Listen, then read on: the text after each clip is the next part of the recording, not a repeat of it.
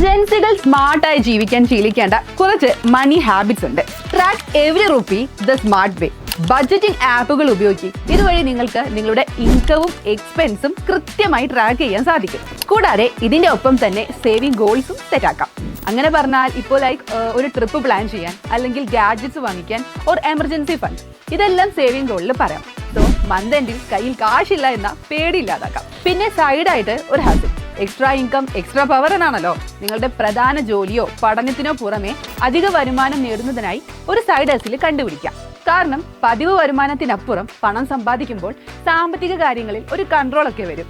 ഇത് ഇൻവെസ്റ്റ് ചെയ്തോ അല്ലെങ്കിൽ ഏതെങ്കിലും ഡ്രീം അച്ചീവ് ചെയ്യാനോ നിങ്ങൾക്ക് ഉപയോഗിക്കാം. സാധാരണ ബാങ്ക് അക്കൗണ്ടിൽ വലിയ പലിശ കിട്ടില്ല. സോ പലിശ കിട്ടുന്ന ഡിജിറ്റൽ സേവിംഗ് അക്കൗണ്ടിലേക്ക് പണം മാറ്റുന്നത് സേവിങ്സിന്റെ മൂല്യം കൂട്ടും.